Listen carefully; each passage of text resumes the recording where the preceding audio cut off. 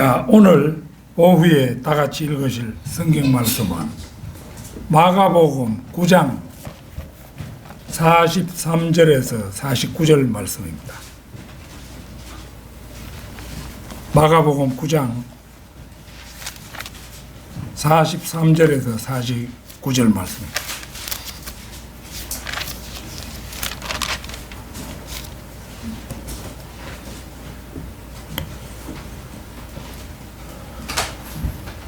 다 찾으신 줄 알고 받들어 읽겠습니다. 네 손이 너를 실족게 하거든 잘라버리라. 두 손을 가지고 결코 꺼지지 않는 불 속인 지옥에 들어가는 것보다 불구자로 생명에 들어가는 것이 더 나으니라. 그곳에는 그들의 벌레도 죽지 않고 불도 꺼지지 아니하느니라. 네 발이 너를 실족게 하거든 잘라버리라. 두 발을 가지고 결코 꺼지지 않는 불 속인 지옥에 던져지는 것보다 절름발이로 생명에 들어가는 것이 더 나으니라. 그곳에는 그들의 벌레도 죽지 않고 불도 꺼지지 아니하느니라. 네 눈이 너를 실족게 하거든 뽑아버리라. 두 눈을 가지고 지옥불에 던져지는 것보다는 한 눈으로 하나님의 나라에 들어가는 것이 더 나으니라. 그곳에는 그들의 벌레도 죽지 않고 불도 꺼지지 아니하느니라. 모든 사람이 불로 소금치듯 함을 받을 것이며 모든 재물이 소금으로 소금치듯 함을 받으리라. 자, 지옥에 관한 5가지 질문들, 지옥에 관한 5가지 질문들, 이런 제목으로 말씀을 드리겠습니다. 구령할 때 사람들을 만나 혹시 지옥이 어디에 있는 줄 아십니까? 이런 질문을 던져보면 제대로 대답하는 사람을 본 적은 없습니다. 어제 내가 역전에 올라갔었는데 가서 어떤 사람을 만났는데 내가 문화중학교에 교사로 부임하던 그 해에 문화중학교에 있었던 그 해 졸업했다고 해요. 그래 날 모르겠느냐 하니까 뭐 기억이 없다 이러더라고요. 지 기억이 없다 하는데 내가 뭐 어쩌겠습니까? 그래 이제 좀 무슨 대화를 나누다가 지옥이 어디 있느냐 하니까 내 마음에 있다 하는 거래요. 그 사람이 자기 마음에 있긴 뭐가 자기 마음에 있어요. 그러니까 전혀 지옥이 어디 있는 줄도 모르는 거예요. 저 자신도 구원받기 전에는 막연히 지옥이 무서운 곳이라는 사실은 짐작으로 알고 있었으나 지옥의 위치나 상태 등에 대해서는 제대로 알지는 못했습니다. 지옥의 한자를 보면은 땅지 감옥 옥, 그러니까 그렇게 보면은 지구 땅속 어딘가에 있는 장소임을 어렴풋이 짐작할 수는 있지만 그곳이 어딘지를 아는 사람은 극소수에 불과합니다. 흔히들 죽은 사람에 대해 덕담으로 부디 하늘나라에서는 행복하시기를, 지나 개나 죽으면 이 말을 하는 거예요. 여러분도 많이 들어봤지요? 부디 하늘나라에서는 행복하시기를. 엄격히 말해서 이 말은 극소수의 경우 옳은 말이고 대다수 경우에는 틀린 말이 된다는 사실을 그들은 알지 못합니다. 왜냐하면 구원받은 극소수의 사람만이 하늘나라로 가고 대다수의 사람들은 지옥으로 내려가기 때문입니다.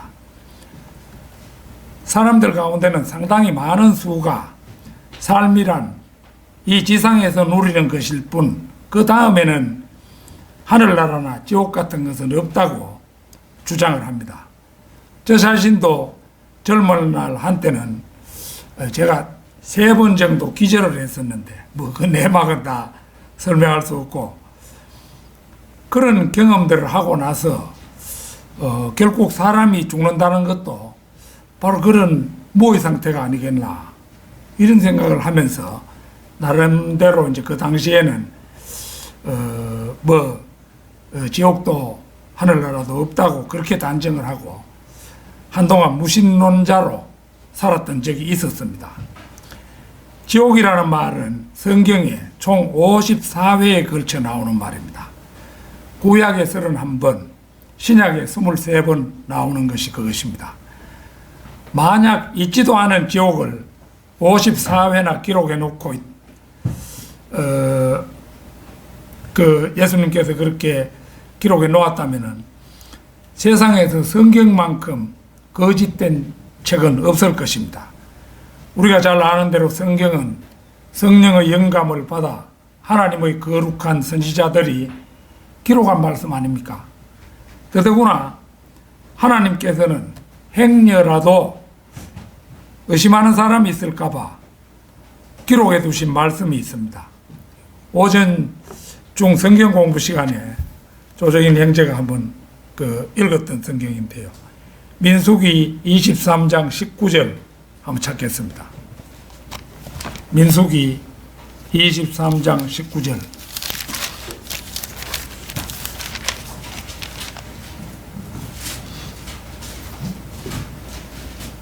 하나님은 사람이 아니시니 거짓말하지 않으시며 또 사람의 아들이 아니시니 후회가 없으시도다. 그분이 말씀하신 것을 행하지 않으시랴. 또한 이르신 것을 이루지 않으시랴.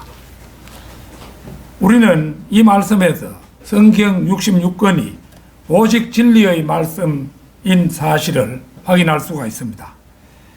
세상에는 선인도 적지 않지만 악인들이 얼마나 많습니까? 사기꾼과 정치 모르베들과 재판을 왜곡하는 판사들이 어디 한둘입니까? 전국적으로 부정선거를 저질러 거기에 편성함으로써 금배지를 달고 의원들이라 어서대는 가정한 자들은 또 어디 한둘입니까? 이들이 평안히 자신들의 삶을 누리고 죽은 다음에 아무 일도 없다면 세상은 범법자들을 위한 장소에 불과합니다. 만약 그렇다면 양심을 무시하고 가능하면 법을 어기면서 사는 것이야말로 가장 현명한 일이라 할 것입니다. 그런 의미에서 이들을 한꺼번에 심판하실 절대자 하나님과 형벌의 장소인 지옥이 반드시 있어야 한다고 저는 그렇게 바라고 또 반드시 있다고 믿습니다. 지옥에 관한 5가지 질문들. 첫째는 지옥이 있는 구체적 장소가 어딘가 하는 것입니다. 우리는 설교 서두에서 지옥이 지구 땅속 어딘가에 존재한다는 사실을 확인했습니다마는 타원형인 지구의 적도 지름은 약 12,756km이고 반지름은 약 6,378km로 알려져 있음을 감안하면 지하세계도 우리가 상상하는 이상으로 넓은 장소임을 확인할 수 있습니다. 인간이 죽은 다음의 일도 성경이 가장 구체적으로 전해주고 있지만 형벌의 장소인 지옥에 대해서도 진리의 책인 성경만이 가장 구체적이고 합리적으로 밝혀줍니다. 민수기 32장 22절을 찾겠습니다. 신명기 32장입니다.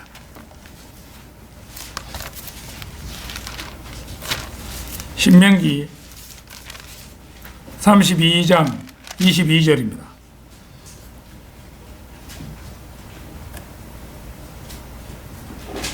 내 진노 중에 불이 붙어서 가장 낮은 지옥까지 살을 것이며 땅을 그 소상과 더불어 소멸할 것이며 산들의 기초에도 불을 놓으리라. 지구는 원구이므로 지구에서 어느 위치에서든지 가장 낮은 곳은 지구의 중심부입니다. 하나님의 진노 가운데 불타는 곳이 지옥이고 산들의 기초는 딱딱한 바위 위에 놓여 있는데 그 안쪽 용암이 끓어오르는 부분이 소위 마그마라고 부르는 곳이며 그 중심부에 지옥이 있음을 알 수 있습니다. 마태복음 12장 40절을 찾겠습니다. 마태복음 12장 40절.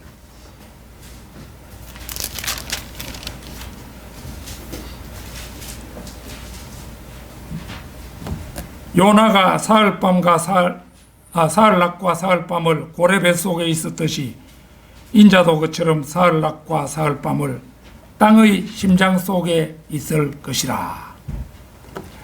예수 그리스도께서는 십자가에 죽으신 후 무덤에 있는 동안까지 사흘낮 사흘밤을 성령에 의하여 음부 곧 지하세계에 다녀오셨습니다. 인자도 그처럼 사흘낮과 사흘밤을 땅의 심장 속에 있을 것이라는 말씀은 이 사실을 가리킨 것입니다. 이제 우리가 지하세계를 음부라고 흔히 부르는데요. 음부의 광경은 누가복음 16장에 가장 잘 나타나 있죠. 누가복음 16장 19절에서 26절 찾겠습니다.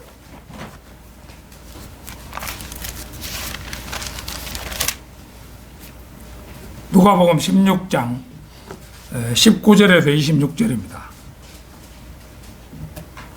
어떤 부자가 있었는데 그는 자색 옷과 고운 베옷을 입고 매일 호화로운 생활을 하고 있더라. 또 나사로라고 하는 어떤 거지가 있었는데 온몸에 헌대가 난 채 부자의 문전에 누워서 부자의 식탁에서 떨어진 부스러기로 배를 채우기를 바라니 심지어 개들이 와서 그의 헌대를 핥더라. 그러다가 그 거지가 죽었는데 천사들이 그를 아브라함의 품으로 옮겼고 그 부자도 죽어서 장사되었더라. 부자가 지옥에서 고통을 받는 중에 눈을 들어 저 멀리 아브라함을 보았더니 나사로가 그의 품에 있는지라.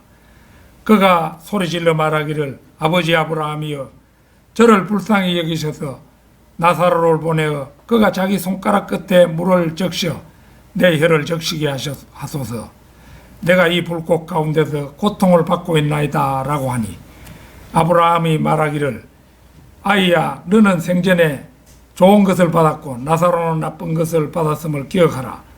그러나 이제 그는 위로를 받고 너는 고통을 받느니라.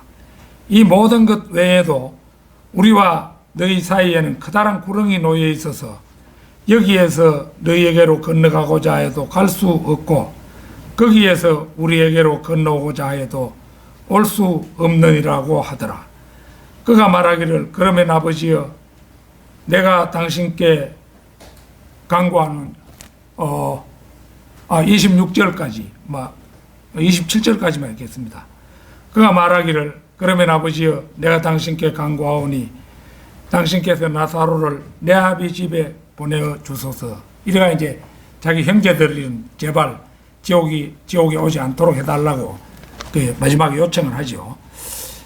그 여기에서 구약시대 지하세계 곧 음부는 아브라함의 품이라고 불리는 지하낙원이 있고 우린 땅속에 직접 들어가 보지 않았지만은 이 지구 중심부에 아브라함의 품이라는 지하낙원이 있어. 그 낙원이 예전엔 지하에 있었어요. 건너편에는 지옥이 이제 아득하게 펼쳐져 있고 지하낙원과 지옥 사이에는 차단된 투명한 구렁이 놓여 있음을 알 수 있습니다. 이렇게 투명하게 보여도 오고 갈 수는 없는 그런 곳이고 열마저도 차단이 되겠죠. 지옥의 뜨거운 열기가 이쪽 낙원 쪽으로도 계속 뜨거우면은 거기 있는 혼들도 괴롭겠죠. 그러니까 딱 이 구렁이 차단해 주는 거예요. 그 열기도. 그래서 서로 오갈 수 없는 투명한 벽으로 열까지도 차단하는 그런 것이 끝없이 깊은 구렁, 그게 이제 그것임을 알 수가 있는 겁니다. 그런데 현재 아브라함의 품이라 불리는 지하낙원은 성경 말씀에 따르면 빈 곳으로 존재합니다. 에베소서 4장 8절에서 10절 한번 찾겠습니다. 에베소서 4장 8절에서 10절입니다. 지하에 그 낙원이 왜 비어 있느냐 그걸 말해주는 부분입니다. 그러므로 말씀하시기를 그가 위로 올라가실 때에 그는 예수 그리스도입니다. 위는 셋째 하늘이고요. 그가 위로 올라가실 때에 사로잡힌 자를 사로잡아 갖고 사람들에게는 은사들을 주셨다고 하셨느니라. 따라서 그가 올라가셨다는 것은 그가 더 낮은 땅의 부분들로 더 낮은 땅의 부분, 이게 이제 음부 그 지하세계죠. 부분들로 먼저 내려가셨다는 것이 아니고 무엇이냐. 내려가셨던 그가 모든 하늘들 위로 올라가신 바로 그분이니 그가 모든 것을 충만케 하시려 함이니라.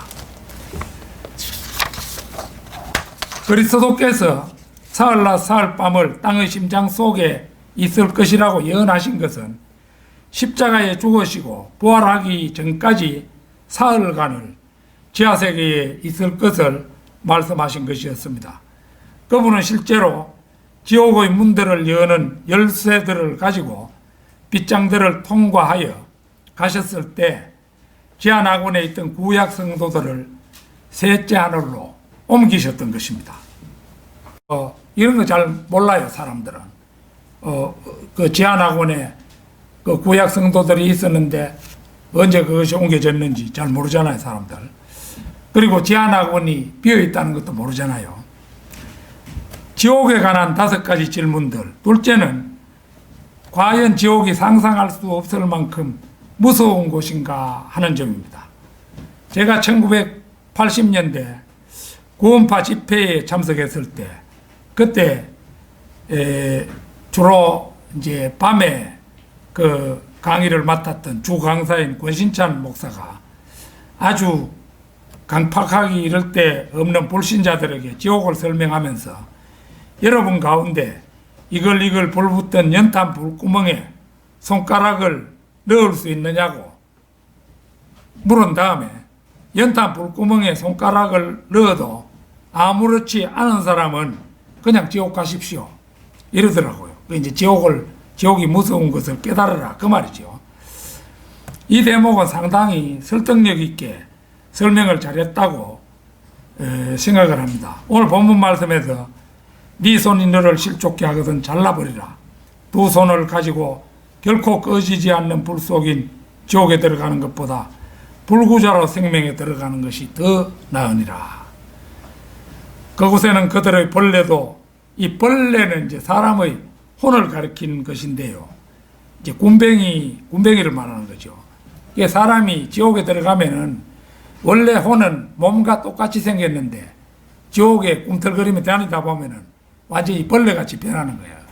벌레의 몸이 돼가지고 죽지도 못하고 그 뜨거운데 뜨거 하면서 돌아다니는 곳이 지옥입니다. 그들의 벌레도 죽지 않고 불도 꺼지지 아니하느니라. 네 발이 너를 실족게 하거든 잘라버리라. 두 발을 가지고 결코 꺼지지 않는 불 속인 지옥에 던져지는 것보다 절름발이로 생명에 들어가는 것이 더 나으니라. 그곳에는 그들의 벌레도 죽지 않고 불도 꺼지지 아니하느니라. 네 눈이 너를 실족게 하거든 뽑아버리라. 두 눈을 가지고 지옥불에 던져지는 것보다는 한 눈으로 지옥에 들어가는 것이 더 나으니라. 그곳에는 그들의 벌레도 죽지 않고 불도 꺼지지 아니하느니라. 지옥은 한쪽 손을 자르는 것보다도, 여러분 한쪽 손 못 잘라봤죠? 저도 못 잘라봤습니다. 자기 정신 가지고 자기 손목 자를 사람 잘 없겠죠.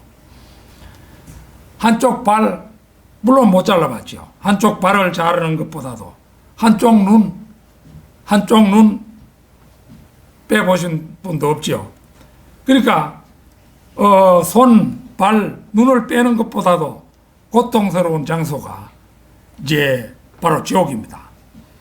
지옥은 몸이 가는 곳이 아니라 혼이 가는 장소인데, 혼이 뜨거움을 견디지 못해 비명을 지르는 장소임을 생각해 볼 때 실로 상상하기 어려울 정도로 무서운 장소가 지옥입니다. 무식한 자가 용감하다는 말 들어보셨죠? 성경에 대해 무지한 사람은 너나 없이 용감한 법입니다. 여러분은 건설회사 경남기업 성완종 회장이라는 회장의 그 자살 사건을 기억하실 것입니다. 성완종은 자신의 기업에서 조성한 비자금으로 정관계 청탁 로비를 했다는 낌새를 이제 검찰이 눈치채고 조사 방침을 정하고 이제 소환 날짜를 앞두고 산속에서 목을 메어 자살한 사건입니다. 하나뿐인 목숨을 포기하고 자살했다는 사실에서 정관계 로비가 사실이었을 것으로 판단이 됩니다. 돈의 힘을 빌려서 국회의원 한번 해보니까 그 재미가 쏠쏠해서 다시 한번 국회의원 해보자고 하다가 자살로 생을 마감하고 말았으니 차라리 모든 것을 다 기울여 진리를 찾는 일만 갖지 못했다고 할 것입니다. 세월호 침몰 사건에서 살아남았다는 이유만으로 시달리다 못해서 자살한 그 단원고 강민규라는 교감 선생도 기억할 분이 있을 것입니다. 사고 당시 400여 명의 학생 중 생존자가 4분의 1이 채 못 되었는데 사망 학생들의 학부모들이 찾아와가지고 교감 막 멱살을 잡고 니는 왜 학생들 다 죽이고 니 왜 살아남았느냐 이렇게 항의를 하니까 그 부담을 견디지 못하고 전남 진도군 진도 실내체육관 인근 야산 소나무에 이 목을 매서 자살했어요. 강민규 교감 본인이 양심의 부담감을 극복하지 못했다고 해도 그래도 꿋꿋하게 살아남았다면은 그 뒤에 진리의 길을 찾았을 수도 있는 것인데 결국 현재 그가 가 있는 곳을 생각해 볼 때 그가 성경대로 믿는 사람이라는 증거도 없고 이 땅 밑에 지옥에 가 있다는 것이 거의 100%라고 볼 수 있죠. 그러니까 그 사람도 학부모들의 그 등살 정도는 참아내고 견뎠어야 되는데 그걸 못 참은 거예요. 그래가지고 양심이 너무 여리다 보니까 죽었는데 죽어서 지옥에 간다는 거 그거는 되돌릴 길이 없잖아요. 자기 자신도 그렇지만 가족들은 숨도 크게 쉬지 못하고 범인 신세가 돼가지고 지금도 전전긍긍하며 살고 있다는 그런 소식을 들은 바가 있습니다. 노무현 대통령 봉이바위에서 자살했잖아요. 그러니까 전두환 대통령이 뭐라 했는 줄 아십니까? 전두환 대통령이 좀 굳은 마음을 가지시지 왜 그렇게 그 절벽에 뛰어내렸느냐고. 그거 참 진리라요. 전두환의 말이 좀 굳은 마음을 가지고 살아남아야지 그 자살해가 뭐합니까? 영화 배우이자 탤런트인 최신실의 자살도 기억하실 것입니다. 그녀는 유명한 야구 선수였을 뿐 인품이 제대로 안 된 연하의 조성민과 결혼하여 남매를 낳았으나 남편의 배반으로 이제 이혼하자 홀로 자식들을 키우다가 술기운에 울적함을 참지 못하고 자살한 사건입니다. 우리는 윤여정이라는 탤런트가 바람둥이 남편 조영남과의 이혼에도 불구하고 자식 둘을 키우며 끝까지 삶에 대한 용기를 버리지 않고 살아낸 경우와 비교해 볼 때 최신실은 외모는 출중한 여인이었으나 정신적으로는 너무 나약했다 이런 생각을 지울 수가 없습니다. 그 고비를 잘 넘겼으면 얼마든지 제2의 인생을 설계할 수도 있었을 것이고 또 경우에 따라서는 진리를 깨달을 수 있는 기회가 주어졌을는지도 모르는데 안타까운 일이죠. 세 사람이 물론 노무현까지 하면 네 사람입니다만은 세 사람이 처한 환경은 다 달랐으나 한 가지 공통점은 내세가 있다는 사실과 지옥의 무서움을 몰랐다는 점으로 요약할 수 있을 것입니다. 누가복음 12장 4절 5절 한번 찾겠습니다. 누가복음 12장 4절 5절.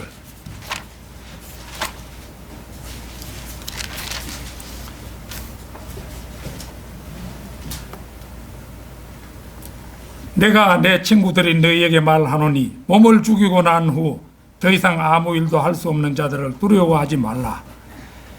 그러나 너희가 누구를 두려워해 해야 하는지 내가 보여주리라. 죽인 후에 지옥에 던져넣는 권세를 가진 그분을 두려워하라.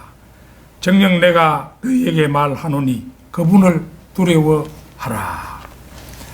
여기서 내 친구들은 오늘날로 치면 그리스도인들이라고 할 수 있죠.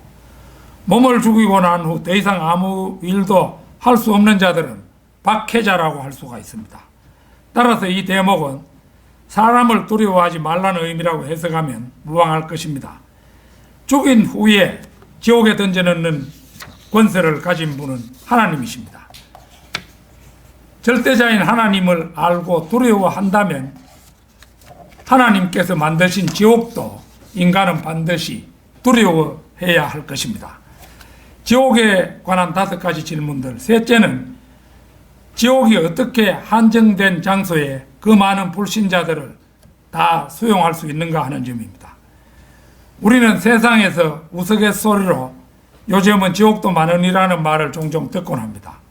이 말은 역설적으로 그만큼 지옥으로 가는 혼들이 많다는 의미 아니겠습니까? 그런데 성경은 전혀 뜻밖의 말씀을 하고 있습니다. 이사야 5장 14절 찾겠습니다. 이사야 5장 14절.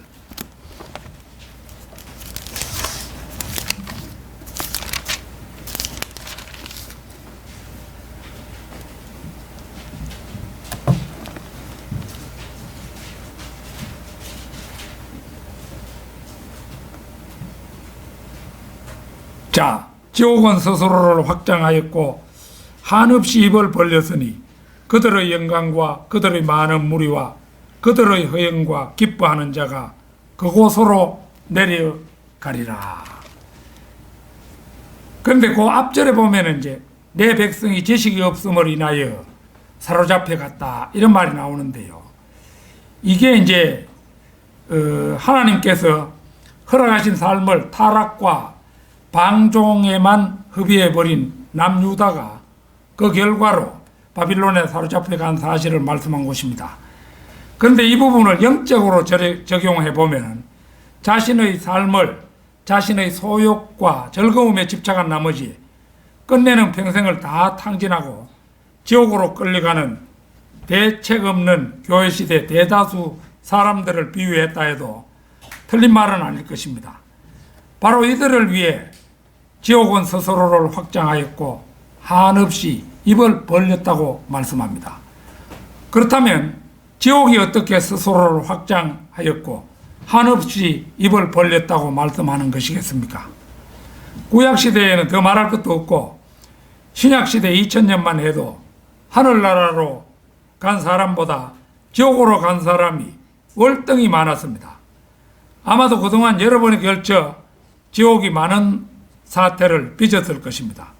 이런 경우 지옥이 스스로 확장하는 방법이 있습니다.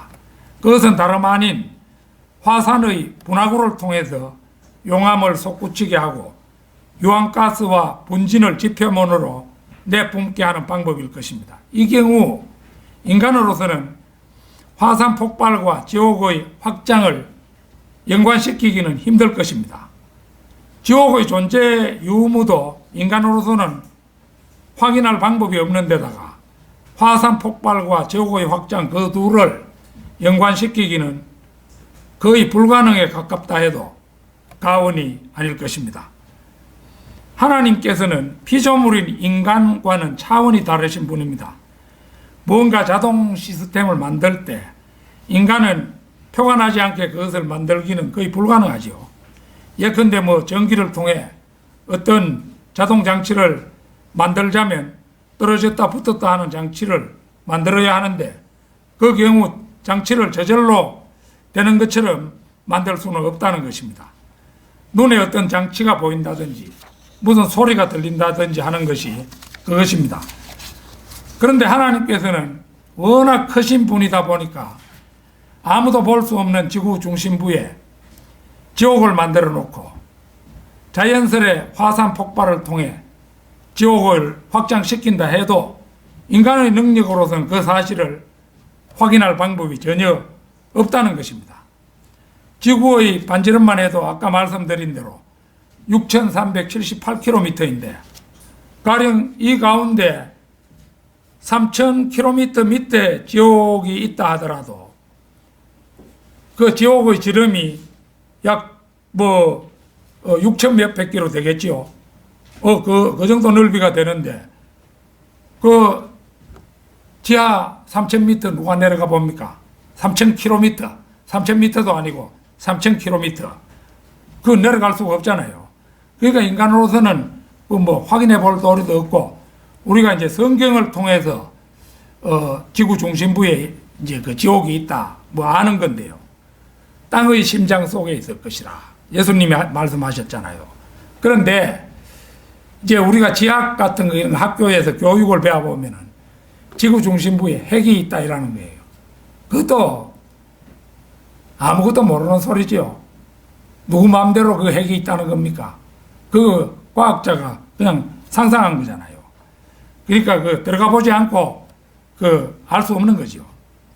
잠언 27장 20절 한번 찾겠습니다. 잠언 27장 20절.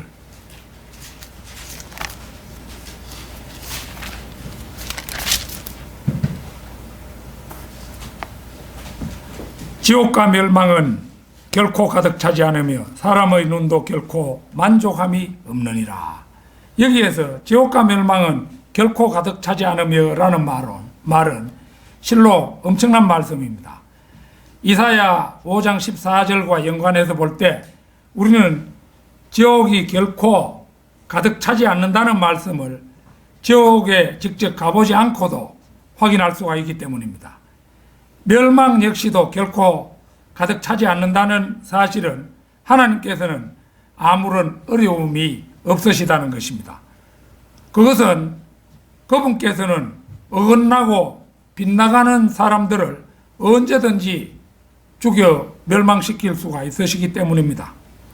지옥에 관한 5가지 질문들. 넷째는 지옥으로 가는 악인들은 누구인가 하는 점입니다. 시편 9편 17절 한번 보겠습니다. 시편 9편 17절입니다.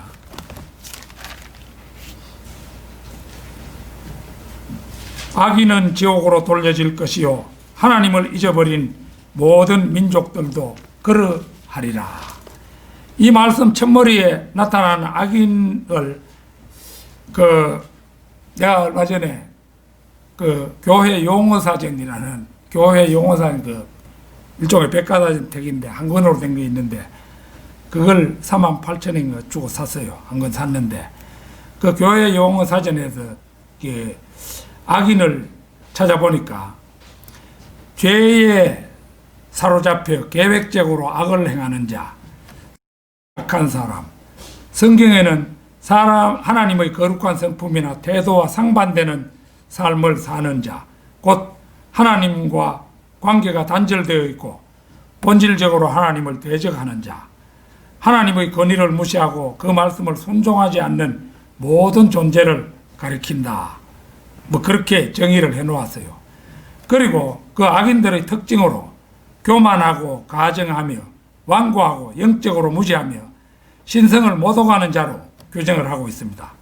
나아가 하나님은 이런 자를 미워하시며 마침내는 멸하신다고 덧붙이고 있습니다. 이 모든 점을 종합해 보건대 무엇보다도 중요한 점은 악인은 하나님을 알지 못한다는 사실입니다.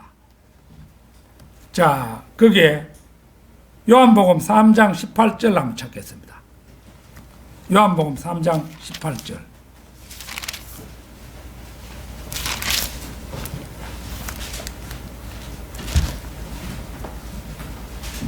아들을 믿는 사람은 정죄를 받지 아니하나 믿지 않는 사람은 이미 정죄를 받은 것이라. 이는 그 사람이 하나님의 독생자의 이름을 믿지 않았기 때문이라. 그 같은 장 36절도 한번 보겠습니다. 요한복음 3장 36절. 아들을 믿는 자는 영생을 가졌고 그 아들을 믿지 않는 자는 영생을 보지 못하고 오히려 하나님의 진노가 그 사람 위에 머물러 있느니라고 하더라. 사람들이 예수 그리스도를 믿지 못한다는 것은 그 원인이 그분이 창조주요 구속주인 줄을 알지 못하기 때문입니다. 무엇을 행한 것이 아니라 그냥 그분을 믿기만 했는데 영생이 선물로 주어졌고, 믿지 않는 자는 영생에 이르지 못하고 오히려 하나님의 진노 곧 지옥의 형벌이 예약되고 맙니다. 요한복음 16장 9절을 또 찾겠습니다. 요한복음 16장 9절.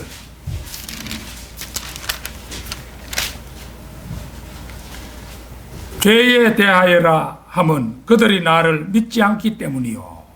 이 말씀을 보면 죄에 대해 세상을 책망하시되 어떤 행위에 대해 책망하시지 않습니다. 네 왜 침례를 받지 않았나? 네 왜 담배를 많이 피웠나? 네 왜 술을 그렇게 많이 마셨나? 뭐 이런 것 때문에 주님께서는 인간을 지옥에 보내지는 않습니다. 네 왜 그렇게 남의 물건을 많이 훔쳤나? 그런 것 때문에도 사실은 주님은 인간을 지옥에 보내시지는 않습니다. 주님께서는 오직 그들이 나를 믿지 않기 때문이라고만 말씀하십니다. 불신의 죄는 이미 그 자체로 정죄받은 것입니다. 주 예수 그리스도를 믿지 않는 것은 장차 유죄 선고를 받게 되리라는 것이 아니라 믿지 않는 그 자체가 이미 유죄가 선고된 것이라는 것입니다. 죄란 아주 단순한 데 있습니다. 죄란 다른 데 있는 것이 아니라 주 예수 그리스도를 믿지 않는다는 것, 바로 거기에 있습니다. 따라서 죄 중에 가장 큰 죄는 믿지 않는 죄이며 다른 모든 죄는 용서받을 수 있어도 믿지 않는 죄는 용서받을 수 없다는 사실은 진리 중의 진리입니다. 물론 지옥에 가는 모든 악인도 궁극적으로는 믿지 않은 죄가 그 원인이었음은 두말할 나위가 없습니다. 지옥에 가는 5가지 질문들. 넷째는 누가 지옥으로부터 벗어날 수 있는가 하는 문제입니다. 잠언 15장 24절을 찾겠습니다. 잠언 15장 24절.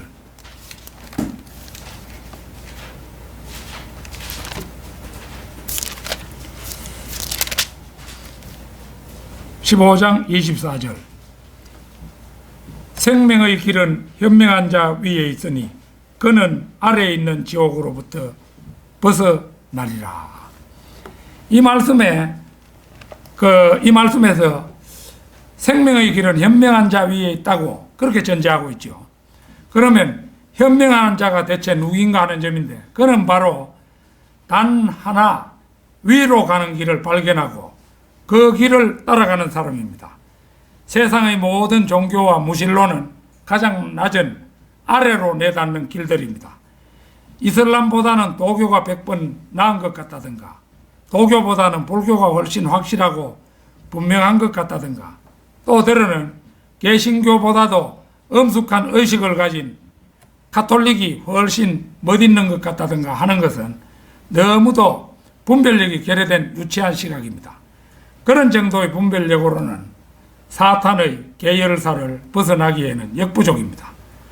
도교, 유교, 불교, 힌두교, 이슬람교, 신도교, 천주교, 부두교 등 모든 종교들은 사탄의 계열사들로, 그들 모든 종교의 끝에는 마귀이자 옛뱀인 루시퍼가 기다리고 있습니다. 거룩한 부처를 믿고 있는 불교가 극락에 가면 갔지 어찌 지옥에 가겠느냐 이렇게 말해도 소용이 없습니다. 거룩한 성모 마리아를 섬기는데 천국에 가면 갔지 어찌 지옥으로 갈까 보냐고 반문해도 소용이 없습니다. 요한복음 14장 6절을 찾겠습니다. 요한복음 14장 6절입니다.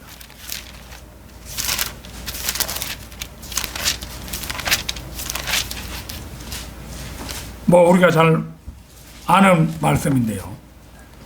예수께서 그에게 말씀하시기를 나는 길이요 진리요 생명이라 나로 말미암지 않고는 아버지께로 올 사람이 아무도 없느니라. 아버지 하나님과 함께 이 우주의 창조주이신 예수 그리스도만이 나는 길이요 진리요 생명이라 이 말씀을 하실 수가 있습니다. 그리고 그분만이 나로 말미암지 않고는 아버지께로 올 사람이 아무도 없느니라고 단언하실 수가 있습니다. 많은 길들 하나하나가 다 마귀에게로 가는 길들입니다.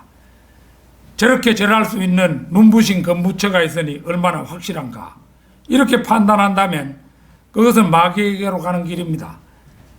예수님의 어머니인 분을 섬기면 이보다 더 큰 백은 없다고 안심하는 사람이 가는 길도 마귀에게로 가는 길입니다. 예수 그리스도께서는 많은 길들 중에 하나의 길이라거나 많은 진리 가운데 하나의 진리라거나 또 많은 생명 가운데 하나의 생명이라고 말씀하지 않으십니다. 우리가 믿는 예수 그리스도께서는 바로 길이요 진리요 생명 그 자체이십니다. 이 말씀은 독단적이고 확실하며 절대적인 선언입니다.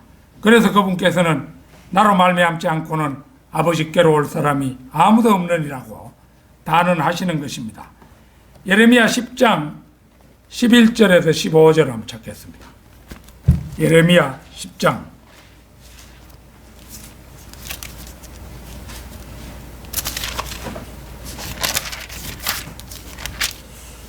11절에서 15절입니다.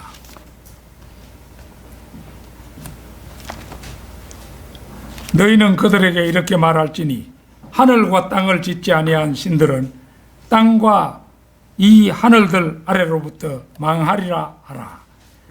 그가 그의 능력으로 땅을 지으셨고 그의 지혜로 세상을 세우셨으며 그의 명철로 하늘들을 펴셨도다.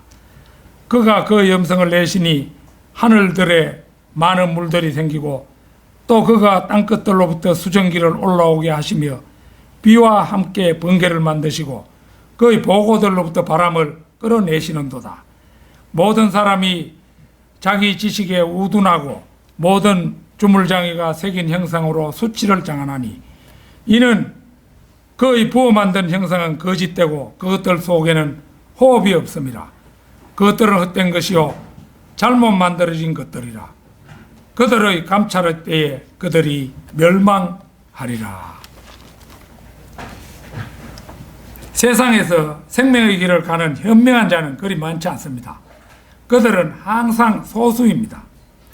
하늘과 땅을 지으신 분이 누구인가를 꿰뚫어 보고 그분이 누구인가를 한눈에 아는 자, 주물장이가 새긴 우상을 적시로 알아보고 그것들에서 미련 없이 돌이키는 현명한 자, 길이요 진리요 생명이신 분을 가슴으로 알아보고 그분을 구주로 영접하는 자, 오직 그들만이 아래에 있는 지옥으로부터 벗어날 수 있는 것입니다. 결론적으로 지옥은 너무도 확실한 명제입니다. 히브리서 9장 27절 한번 찾겠습니다. 히브리서 9장 27절.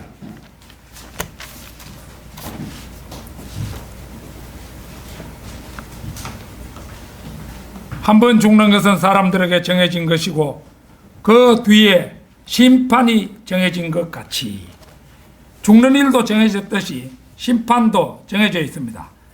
한 번 죽는 일이 정해졌으나 자신이 언제 죽을는지 아는 사람은 한 사람도 없습니다.